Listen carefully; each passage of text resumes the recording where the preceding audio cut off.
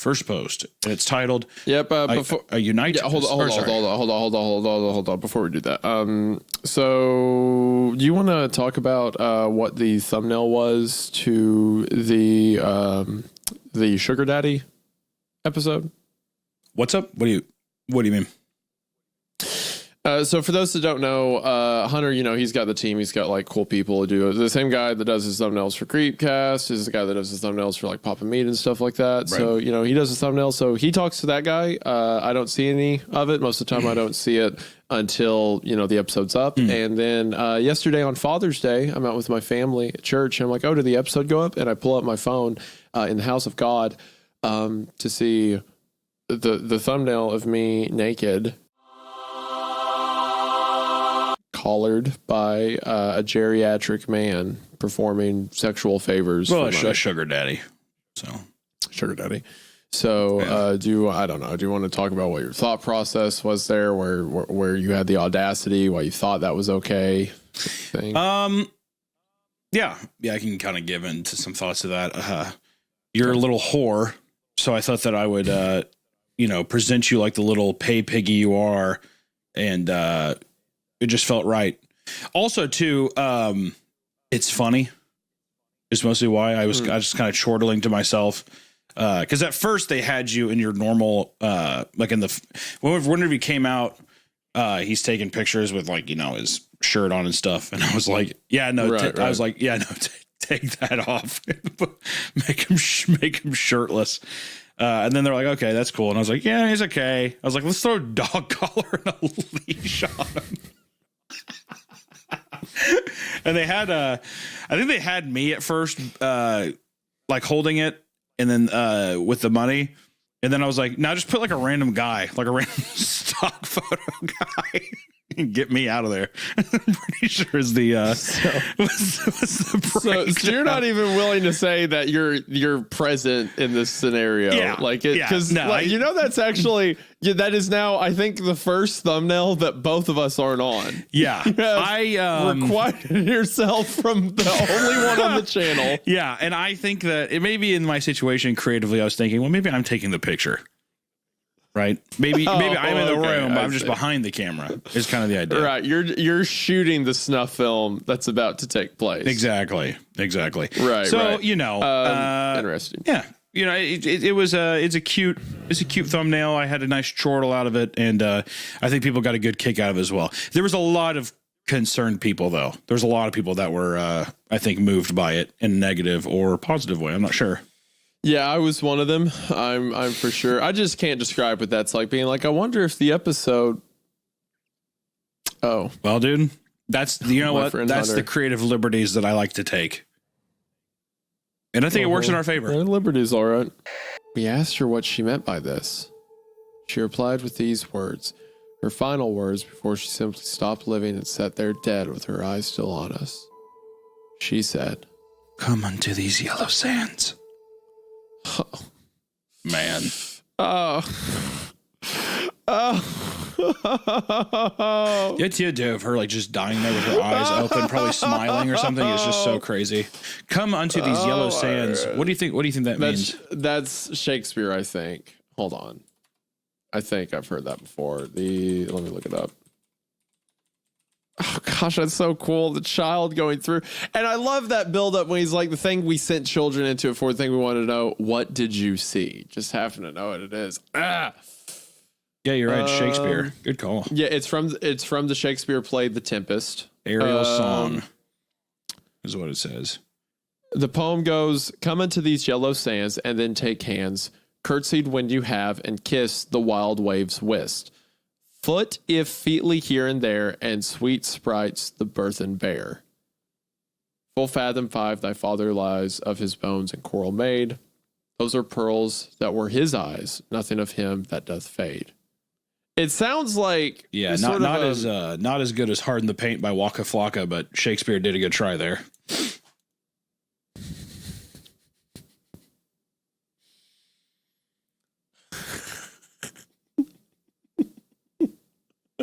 Could you imagine that little girl? Yeah. I go hard in the motherfucking paint. She starts dropping the N-bombs too. Whoa! What you thinking? What you stanking?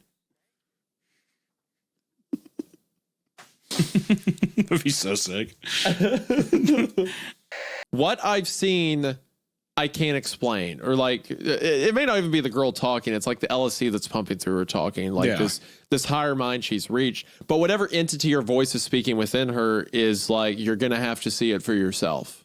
These are beyond things that you're supposed to know. Yeah. She's got that. Gosh, this is so cool. That Waka Flocka possession going on. I really wish that out of her trance she would have said Flocka, Waka, Waka, Waka, Waka, Flocka, like at the end of that deal. Waka, Waka, Waka, Flocka. They shoot her. Yeah, riding real slow, bending corners. No! Stop her quick. She's going to say it. She deserves it. She went through hell and back. It's funny again to look at these because like that whole thing is in reply to r/movies. China officially says that The Martian shows America's want space cooperation. Just the comments you get that. Someone talking about like the guilt they have over a child that died in this experiment. They're sent through a flesh. Yeah, is Matt Damon good in The Martian? And then they get hit with that. And you know what's kind of cool with this too is that somebody sees it and they're like, "What the fuck?" And then it makes you want to click on the profile and be like, "Yeah, this guy's crazy." And that's kind of how people discover the story, though. That's why it works. Yeah, that's why it works. Yeah, it's also the equivalent of like showing a pilgrim an iPhone. Like their mind just melts. Yeah, they were like, la la la, I really like Matt Damon in The Martian, and then just wah wah wah wah wah. Wow, wow, wow.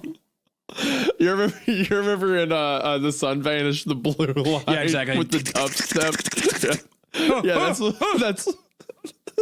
that's what these comments are doing to people asking, like, do you like Captain America or are you Team Iron Man? And then just, I was in the jungles of Da Nang. I felt the breath of the village we slaughtered. Just dropping these bombs on people. Anyway, next one, 15th post, same day. I opened the attic window at sundown and let the spring breeze flow in. I heard her song floating in on the cool air, soft singing from the grave. God. God.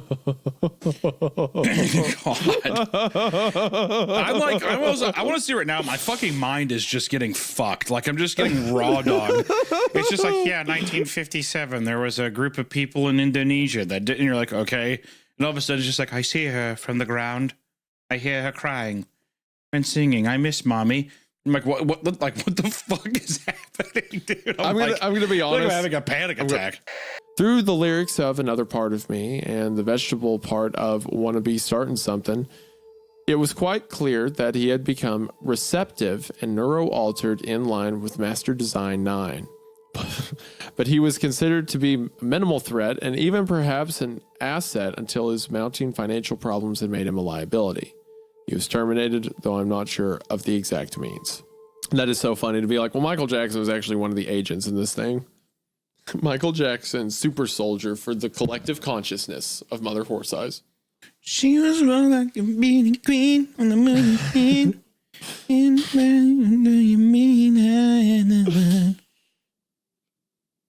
There's just the goat's head mother behind him. Yeah, exactly. Ow! All right, 23rd post.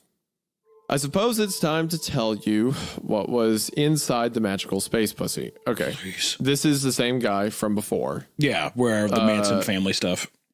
Yes, the Manson family stuff. I'm also going to say vagina because that feels gross to say a lot for me. No, dude, say pussy. That's gross. Magical space zaza, dude. Can I say zaza? That's good. That one doesn't feel as bad. I don't see why not. You could also say, all right. Yeah. Were you going to go anywhere with that? No, never mind. I gave up on You it. can also say, yeah. Yeah, never mind. You can say. I had one, but it's going to be unfavorable, so I'm not going to say it. You can say, yeah. You can say, yeah. You can say, yeah. That's what you sound like. What were you gonna say? No.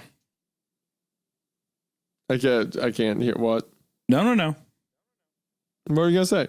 No, I'm not gonna tell you. You're really gonna do this? You're really gonna do the whole I'm not telling you thing? I'm holding on to it because one day I'm gonna hit you with it, and you're gonna chortle. Okay. All right. But not now. Not on a recording. All right, 23rd entry. I suppose it's time to tell you what was inside the magical space Zaza. You can believe me or not. What do I care? I'm the guy who's been inside the magical space Zaza. My life has been pretty much downhill since then. I mean, screw Neil Armstrong. What did he see? Bunch of gray rocks? Big deal. I saw a cooch growing out of the side of a canyon. Top that, NASA, you Tang drinking cocksuckers. God damn, dude. Jesus Christ. Old boy's got some malice towards NASA. He's upset. Anyways, where was Also, I just want to say, love Tang. Good. I love Tang. Is that I don't think I've heard that. Is that another word for it? No, well, there's Pootie Tang. I think that also means pussy, but I mean, there's like a drink called Tang. It was like you put in water. I can still see her face. The final image of the dream before the other wolves tore into me and I died and I awoke. Her face with eyes that spoke of open loneliness. Her face so noble and gentle and motherly. Her face as beautiful and ancient as the stars. I've never been so moved by being into like a furry fantasy, pretty much.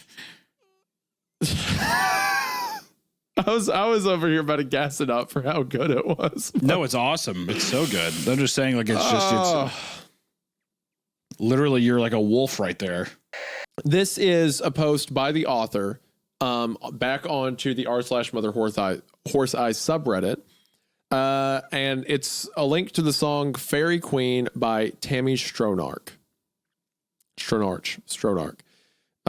of the lyrics: if I could be a fairy queen, and I would hold a magic key to reveal the hidden secrets of the mind. Oh, and sing I could it, see dude. the darkest blue, the mystery. You go ahead. You're the singer. If I could be a fairy queen, I would hold a magic key to reveal the hidden secrets of the mind. Then I could see the darkest blue, the mystery that's part of you. And I'd weave a spell to take away your sorrow. Fairy queen, changing teardrops to a smile, holding daydreams for a while. Fairy queen, she's your shelter in the night, the guardian angel by your side. Fairy queen, if I could be a fairy queen, I'd find the long forgotten dream that is deep inside the memory of a child. If I could hear that words don't tell from way down in the wishing well, then reality would turn into illusion. Fairy queen, changing teardrops to a smile, holding daydreams for a while. Fairy queen, she's your shelter in the night, the guardian angel by your side. Fairy queen, if I could be a fairy queen, I'd take a walk behind the scene where the puppet's acting plays that never ends. I'd pull the strings to set them free. They'd play the parts most perfectly, and my magic harp would make them laugh forever. Fairy queen, changing teardrops to a smile, holding daydreams for a while. Fairy queen, she's your shelter in the night, the guardian angel by your side. Fairy queen.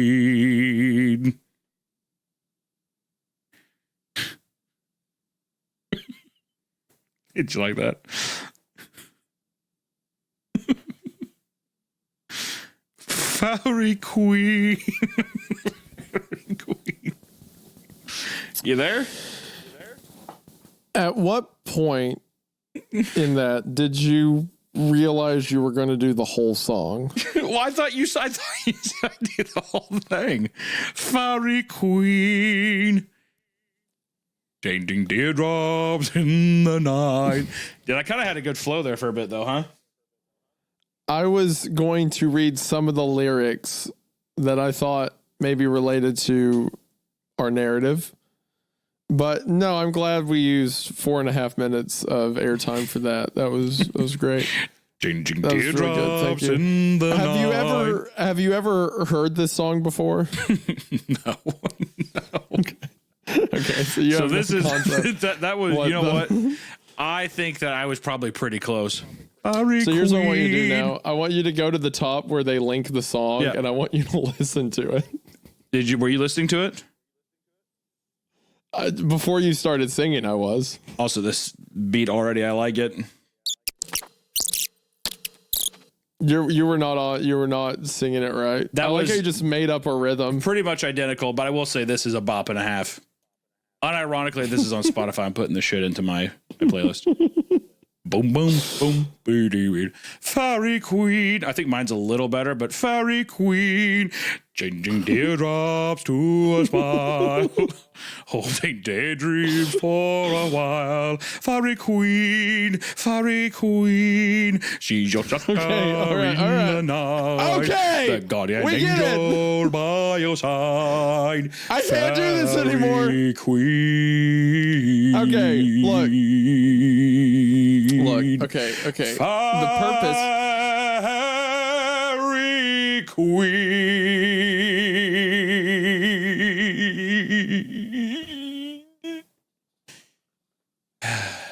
Okay. Very Queen. So the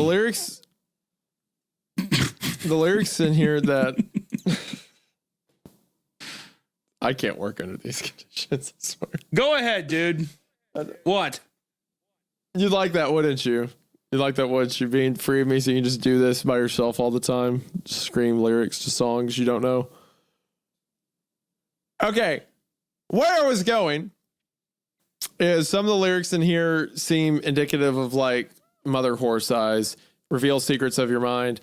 The second verse particularly where it says, she's your shelter in the night, the guardian angel by your side. And then I'd find the long forgotten dream that's deep inside the memory of a child if I could hear what words don't tell. Way down in the wishing well, then reality would turn into illusion. And then at the end it says, I take a walk behind the scene where the puppet acting plays that never ends. I'd pull their strings to set them free. They'd play their parts most perfectly, and my magic heart would make them live forever. So that's like, speaking back to, world events, everything, like the visions people are getting, they're starting to see clues of what reality truly is. Fairy Queen. Okay. All right. Fairy All right. Queen. Okay. All right. Next post. 29th, same day. Hold on. That's it's in reply. It starts in. You can't make up a song and get it stuck in your head. Fairy Queen. All right, so this is in the it was in response to a post on Today I Learned where someone said, there's no historical evidence for a pirate having ever owned a parrot. So then Mother Horse Eyes replies and says, that's interesting. When I was working for the CIA, we found that animals could often survive travel through the flesh interfaces. That's interesting. The guy's like, huh? I thought you talking about parrot. What is this? Yeah, Fairy Queen. That's what I probably was thinking. This entire story is so incomprehensible if you come to it midway through. Just any level of it is like, what? Huh? The flesh interface? Or perhaps he had heard the stories and simply didn't believe them. At any rate, history records that he went to the inner part of the temple and pulled back the curtain which hid the holiest of holies from the world so that he might stand and gaze upon the very presence of God. The man was an illegal immigrant from Honduras. Oh gosh, dude! My God, dude!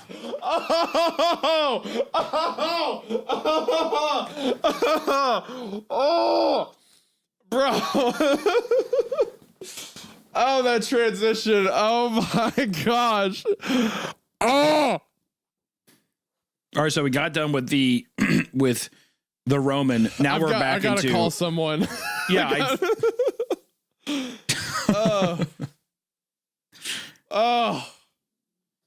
Oh gosh. In the old days, before Jesus paid for our sins, we'd be put to death for idolatry. But now, you see them all dressed up in their suits, and the girls are in dresses with their booty all hanging out. They got the Go ahead, put a little stank on it.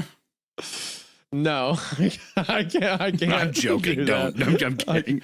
This career cannot. My career cannot withstand that right now.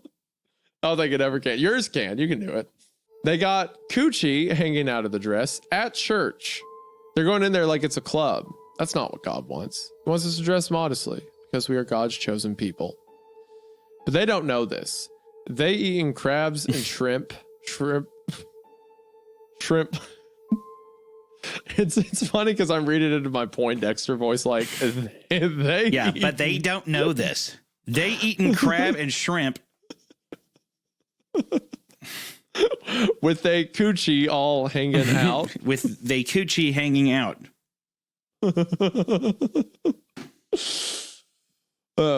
Going to Red Lobster. Shrimp platters, going to Red Lobster. See, there's a thread, a line through history. The Egyptians, the Babylonians, the Romans, America, the slave owners. It's all one. Do you know who the Nephilim are? Oh.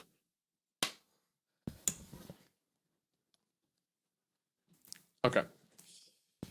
In the curriculum for becoming a readjustment specialist, they omit finger blasting entirely, which is odd considering what a routine part of the job it is.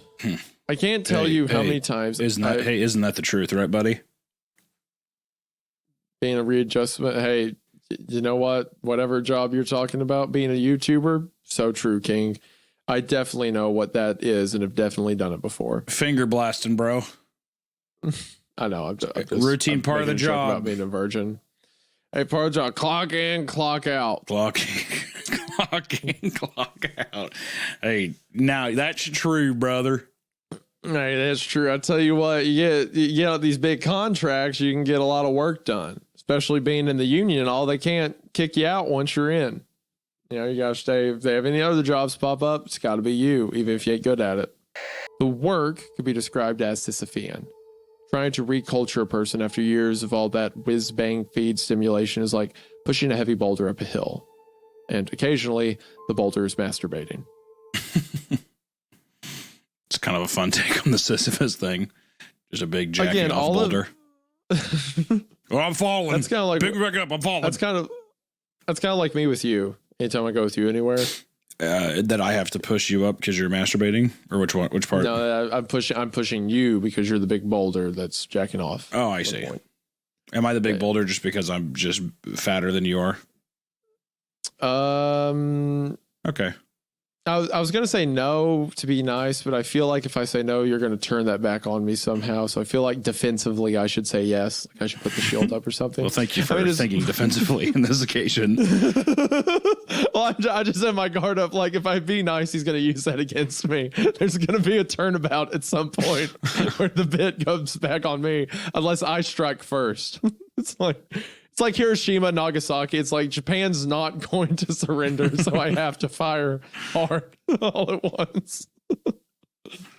Anyway, 43rd, next day. But, Ma, what about my tire swing? Come on now.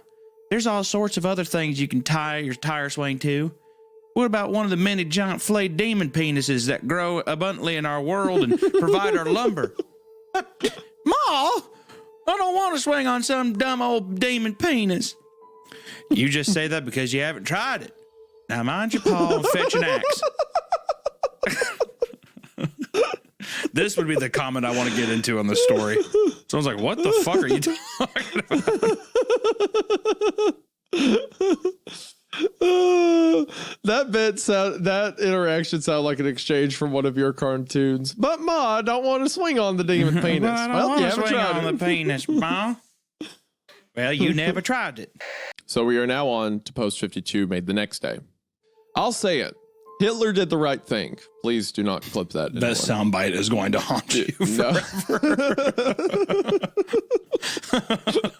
No, wait, no, please. Help me, God, no, delete that. They say they are Jews and are not, but do lie. There wasn't no Holocaust. They just said, don't clip that either, please. They just said there. Someone's going to cut these together and make like an insane bomb threat video or something like that. I'm going to bomb City Hall. No, please. The number of out of context quotes in this episode alone, by the way, is staggering. It's a lot. There's a lot. I learned all this from my wife before we got married. In the Bible, it says that man is the head of the household and that woman should submit to the husband. Please do not clip that one under my gosh. I'm going to bomb City Hall. I'm going to bomb City Hall. My mom's going to call me after this episode goes stuff like, what were you saying? Yeah, exactly. Hitler did nothing wrong. There was no Holocaust. Men are, like, wife should submit to the husband. What? Is that Kayla just walks in the room and starts punching me? Yeah, exactly. She's just packing her bags right now. Yeah. To be roommates with an anti-Semitic black Jew who believes in Jesus, what a treat. What an absolute delight. Don't you love it when a disagreement over laundry turns into a 30-minute fact-free lecture about the end days, FEMA camps, and the mark of the beast? That just sounds like something I'd get into if I... Someone's trapped in a room with me for 20 minutes. Yeah, being Isaiah's roommate 101. Yeah. Yeah. I gotta tell you something. Let me go to sleep, please. I think they're putting the microchips in the FEMA camps. Up. We gotta talk about the FEMA camps. I smelled them. Did you know FEMA? Yeah. Well, he was out. So Jacob knew that Esau had the birthright, and Esau was out starving from a hunt and didn't get anything. And he comes back to the tent that Jacob has made, and Jacob is making soup. And Esau is starving and begs his brother for soup. And Jacob says he'll sell it to him for Esau's birthright. Mm. So Esau sells him his birthright for the soup.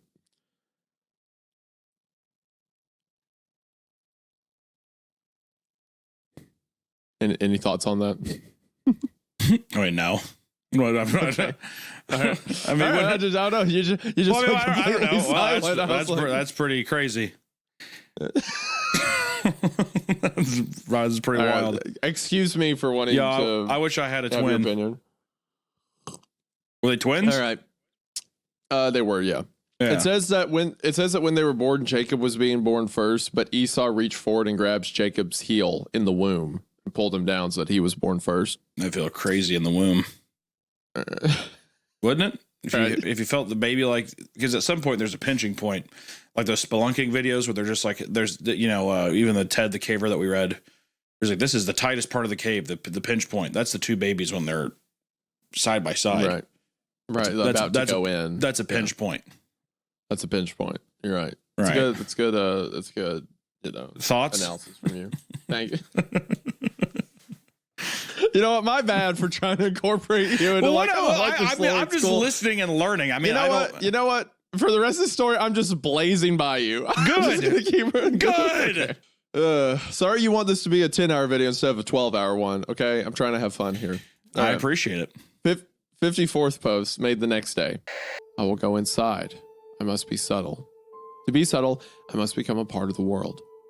I may have to become a part of the abomination itself. I may find death, bloody death as my kitten did, but I will hunt to the heart of this mystery, and I will sleep again. I was really hoping that's from the perspective of a Discord mod. Sure, Hunter.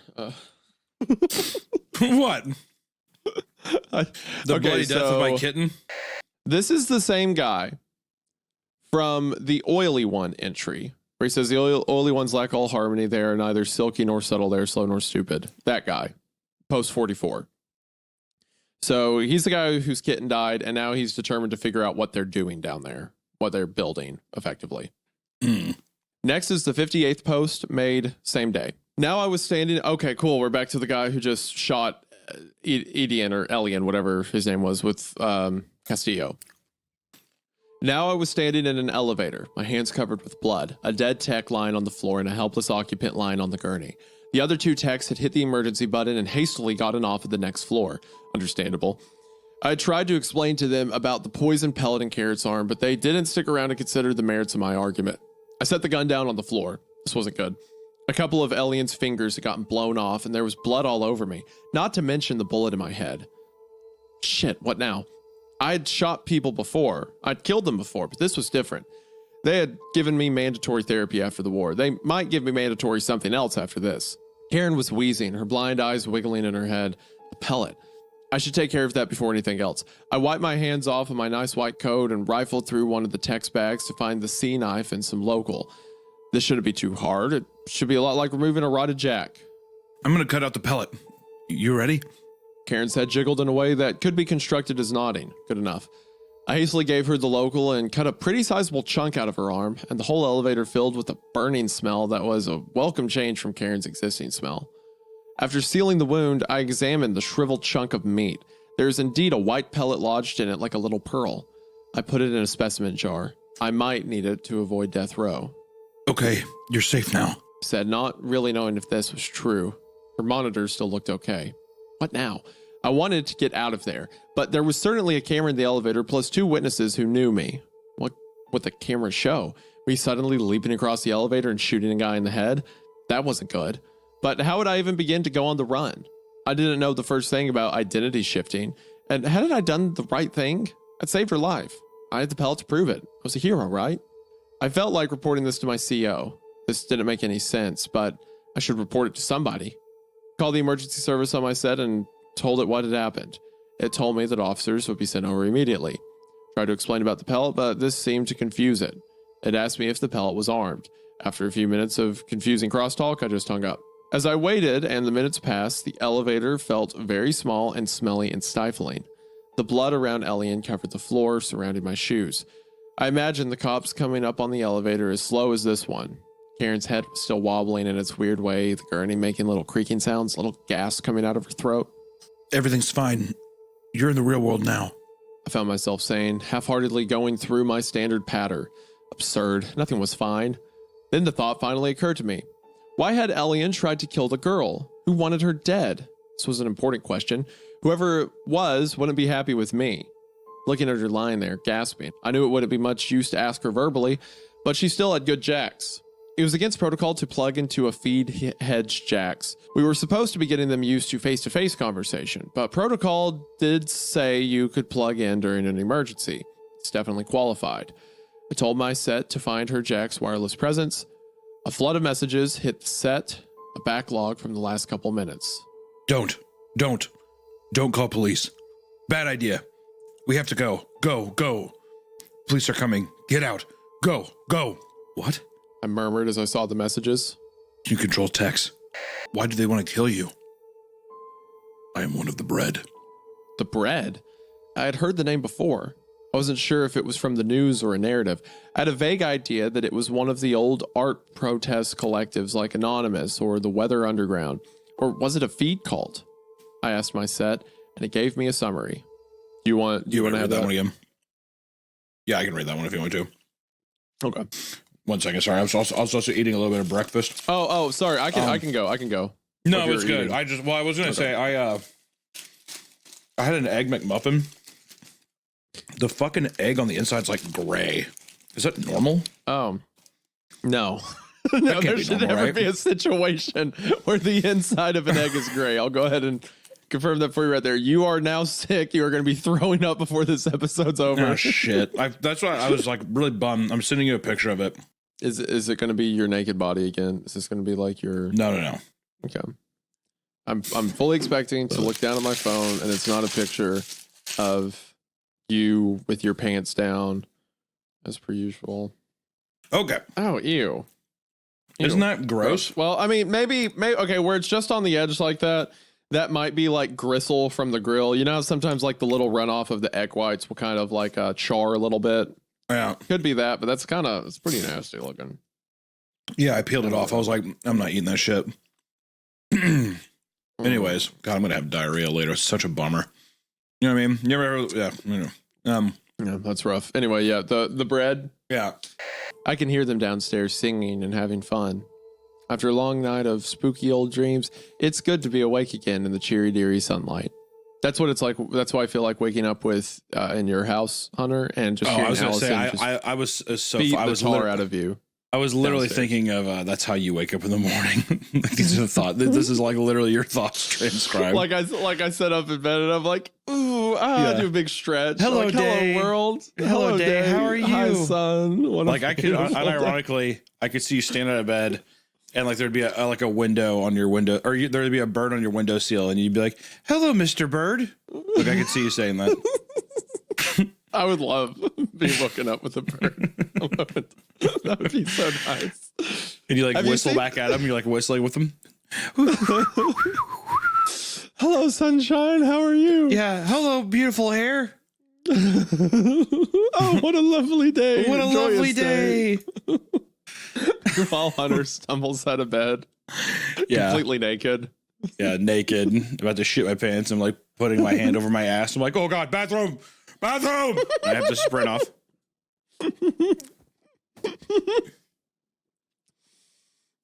What's the little purple guy's name on Smiling Friends? Pim. The little dude with the wizard hat? Yeah. Or no, you're talking about the other No, I'm talking about Pim. Charlie Pim. Yeah. Yeah. That is, I am truly Pim. And you're kind of like Charlie. That's a pretty good comparison. Oh, what a beautiful day. You kiss your dad on the lips. Yeah, you kiss your dad on the lips. All right. Anyway. I love you, Daddy. I love you, Daddy. Oh. Yeah, that's a pretty good comparison now that I say that out loud. Oh, what a beautiful day. The episode where he's trying to make that guy smile the whole time because he's so happy. Yeah. Anyway. Hello, dearies. How are we today? Can't complain. Raymond says, Splendid. Sir, pardon Smith in tones. Elise merely lets out a little sigh. Elise, we're not feeling well. I ask, coming over to where she is perched on the arm of the couch. Shouldn't we be? Life is but a vague dream which disrupts the sleep of death. That's you. That's all of these characters have been made. No. And then I walk over to you in the kitchen. Yeah. No. I'm the guy getting pussy upstairs for sure. No, you are not. No, I'm the guy getting pussy upstairs. Who's down here? No, absolutely not. No. That's never been you. I've been in your house. That's never happened while I was at your house. But you know what you have done? You have been very sad. Oh, Elise, must you be so existentialist? Je ne suis pas existentialiste.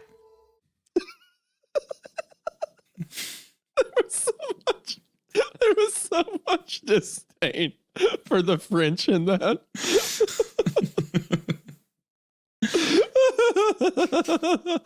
Oh, she mutters, getting up and stalking off. You might be right, sir. I say, sighing. Well, c'est la vie. Not everybody can be as happy as I am.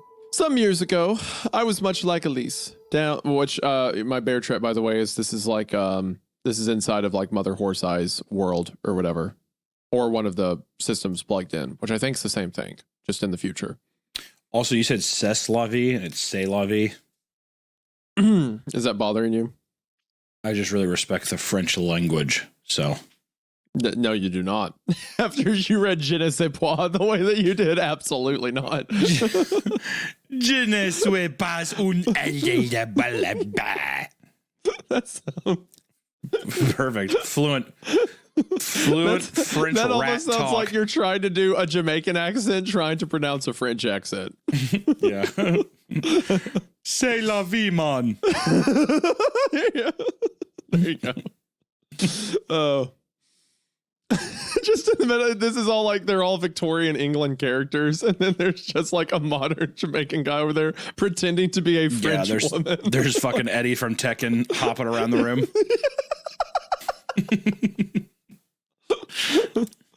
What's wrong with her? Oh, that Chester does have an appetite, but I find it hard to believe such a gentleman would attack you. I'm on the verge of swooning. I don't All think right, that dears. character. Let's have ourselves a back up, proper... back up. I don't think that character existed in 18th century England. I don't think that was a guy. I'm on the verge of swooning. All right, dears. Let's have ourselves a proper breakfast. I say, why does that character work its way into every story we do? He shows up Hello, somewhere. I'm on the verge of... I'm on the verge of gooning. David King shows up regardless of what story it is. About this kind of I think I can come back very well. Hello, Peter. Yeah, you keep it up. I'll bring back someone that you're tired of. You just wait. He's been dead a while, but he can always come back. I've been lying in bed all day weeping. All around the room there are pictures of the very first Angelica, my darling girl. In the pictures, she's not sick. She's eating ice cream, learning to swim, playing cards. I showed them to the new Angelica, but she couldn't understand. After all, she's just a cat. Let's go! I wish I would have said it sooner. I was thinking it back at the end of the last story with the oily ones mentioned. But yeah, all the stories where the characters talked about the oily ones, that has been a cat. And Angelica was a cat. And this lady, that explains why, like, our protagonist has been saying characters are, like, in there, and some of our kind, but there's an oily one in here, is because there's one human that's been succumbed to it, and then animals can go in and out, so the space is full of cats, because it's, it's a flesh interface in a downtown area. Maybe even the same flesh interface the Black Israelite guy was talking about when he's talking about they're taking the homeless people from the cities and then turning them into one. Maybe this is like, street cats would work their way into it, and they're one of the only things that can come and go as they please. It's a good bear trap. Thank you. I'm proud of that one. Corey thinks for a moment. Character animation. It looks cute thinking. Sharp eyebrows pressed together. Now he's taking too long, and it's getting awkward.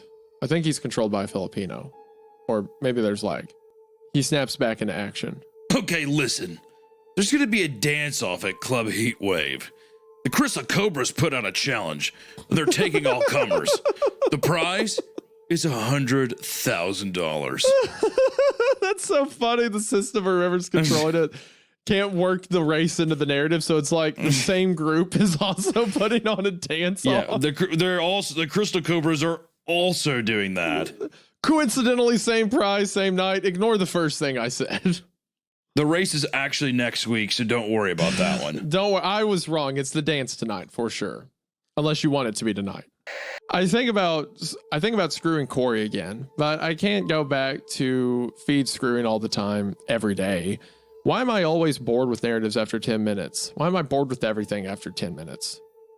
We pull up in front of Club Heatwave, a big glittering building with a neon. Would this be your fancy honor being Brooke fantasy. Shields? Literally being Brooke Shields. I feel good. I'm gonna fuck Corey, and I'm gonna ride in his car later. Well, I would have been sold on Crystal Cobras and the dance party, honestly. You would do the dance, and then you would want to be an 18-year-old Brooke Shields. Oh, absolutely.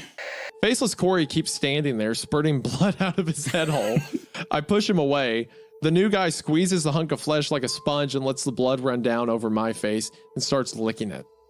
Yep, this is some kind of art porn sampler narrative. I've really got to start reading those summaries. Crucial. But the new guy's tongue feels good on my face and my neck, and I start licking him back. We start kissing and undressing right there. Oh, God. My pussy... There cannot be an audio clip of my saying. No, go ahead, buddy. My pussy is absolutely tingling. And I can... Those edits, dude, are going to be fucked for a while. Someone has to clip that together with the Holocaust denial and the Hitler one. Yeah, exactly. You know what? Hitler did nothing wrong. My pussy's tingling. Oh, man. And I can feel my heart beating fast. I need to screw this guy. He strips off the black suit he's wearing to reveal a perfect white body and a huge, beautiful cock. Oh, yes. This is going to be good. And we know what his penis is. It's the snake thing. Yeah. Like the multiple-headed Gorgon thing. Gorgon cock. Also, if you zoom my head down during the recording, everybody, I'm trying to draw mother horse eyes myself. So you can kind of put it any angle and it works, doesn't it? Going around like that. There's no hope for us at all? At all? Then what are we doing here? Why are we in this fucking clearing? Haven't you felt it? Felt what? The feeling that you're inside a narrative. This is like the Matrix. Like, yeah, I was gonna say it's like getting very fucking meta, dude. An eerie shiver comes up. I was gonna say she's just like, you know what a red pill is? He's like, oh, God, here we go. He like blinks and she's dressed as Morpheus in the long trench coat with the glasses on. Yeah, she's like, we have to become top G. So hush now, baby, don't you cry, because there's someone down there waiting whose only goal in life is making sure you're always going to be all right. A loving angel, tender, tough, and strong. It's almost time to go and meet your mom. Which is so fun.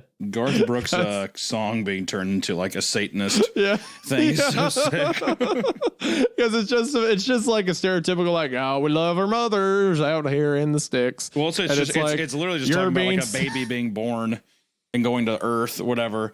But yeah, and then it's just I love the idea too of Garth Brooks just reading this and being like, hey, that's not what come on, love that mother. God has forced you to participate on this mortal coil so that you can be fed to the eldritch being known as Mother Horse Eyes. Yeah. Out in the sticks where the truck and music plays.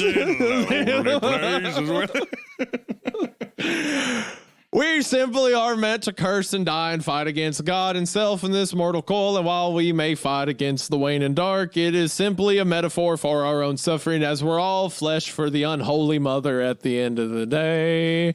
'Cause I got friends in low places. All right, y'all. I just killed my daughter and sacrificed her to the devil. This one's called Thunder Rolls. Thunder rolls, lightning thread. All right, y'all. I just stabbed my wife to death with a pair of goat horns. This one's called Thunder Rolls. Hey, everybody. I decided that all children are meant to be meat for the flesh interface to give back to the Holy Mother who will consume us all in the end. You can blame it all on my roots. I showed up in boots. Yeah, even the devil's like, this is actually a good one. Yeah, when the guy in the suit showed up in the club to kill that girl, it was Garth Brooks. Yeah, it's Garth Brooks is the one that has like a perfect body. Blame it all on my roof. And she's like, who is this man out of time? Who is this? I got friends in low places where the whiskey rolls. He has such a beautiful voice. My blues away. And I'll be okay. I didn't mean to cause a big scene and kill you with my multifaceted penis, the devil horn thing. But you it all on my room. Oh, that's so funny. Okay. I'm going to listen to Garth Brooks later today. All right. So there we go. Sean had been sincerely working on his temper. He was the one black dude in the house, and he was worried about being seen as an angry black guy. He often said to me, you get up in somebody's face and they'll be like, say, fellas, let's work this thing out. But if I cross the line, they'll be like, call the police. Nope. I assured him that this was not the case. Oh, sorry, go ahead.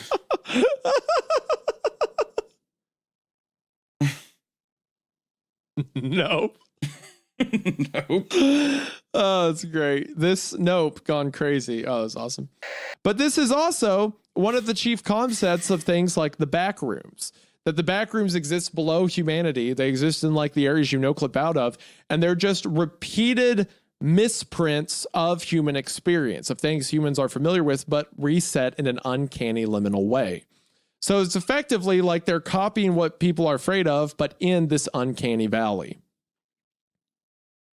Someone really did take everything I care about and they threw it in. By the end of the story, it's going to be like, I see Mother Horse Eyes, but she looks different. Now she appears as a 6'1" goth chick who wears low boots and fish. Mother.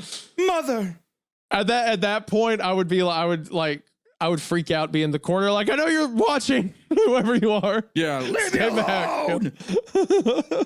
Get out of my head. He gives that to himself in the future and uses that knowledge that his future self has to make his future self come back and get him out of the house so that that future never comes to be.